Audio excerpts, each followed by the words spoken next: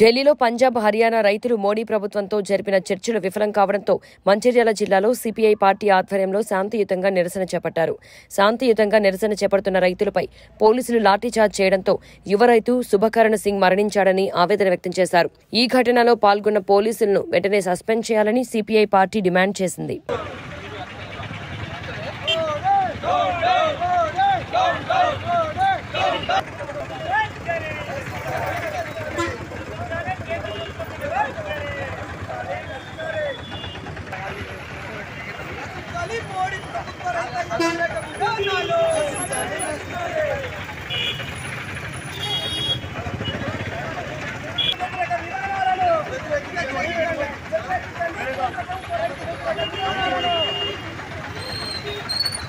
ఢిల్లీలో రైతాంగం శాంతియుతంగా నిరసన తెలుపుతూ మీరేదైతే లిఖితపూర్వకంగా ఇచ్చిన హామీలు ఉన్నాయో హామీలను అమలు చేయలేదు కాబట్టి 4వ దఫా చర్చలు కూడా విఫలమైన ఉద్దేశంతోనే ఢిల్లీ రైతాంగం, పంజాబ్ రైతాంగం అందరూ కూడా శాంతియుతంగా నిరసన తెలుపుతున్న సందర్భంలో ఇటు పంజాబ్, హర్యానా సరిహద్దుల్లో ఈ ఢిల్లీ ప్రభుత్వం, మోడీ ప్రభుత్వం, భయపడుతున్న ప్రభుత్వం, రైతాంగానికి న్యాయం చేయలేని మోడీ ప్రభుత్వం అక్కడ బుల్లెట్లతోని, ఏదైతే వాటర్ ప్రూఫ్లతోని అక్కడ యువ రైతు శుభకరణ్ సింగ్ని బుల్లెట్లతో అక్కడ చంపిన సందర్భం ఉంది.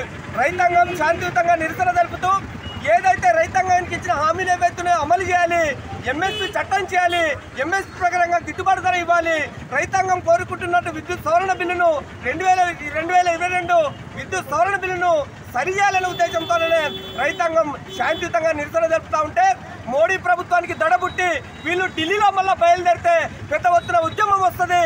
ఉద్యమం వస్తే వీళ్ళని మనం ఆపలేము, రైతాంగం ఏకమవుతున్నారని భయంతో మోడీ ప్రభుత్వం రైతాంగం మీద కాల్పులు జరిగింది.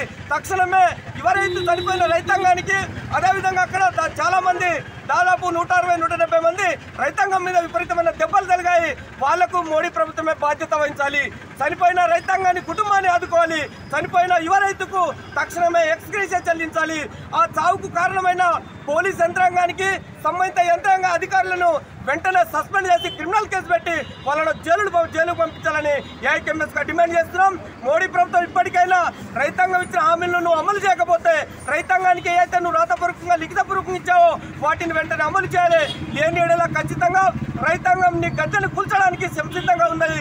ఇప్పటికైనా తస్మత్ జాగ్రత్త, రైతులకు ఇచ్చిన హామీలు అమలు చేసే విధంగా చర్యలు చేపట్టాలని అఖిల భారత రైతు కూలీ సంఘంగా, ఐఎఫ్టీగా, పీడీఎస్గా, పీవైఎల్గా, పీఓడబ్ల్యూగా, అరుణోదయగా ప్రభుత్వాన్ని డిమాండ్ చేస్తూ హెచ్చరిస్తున్నాం.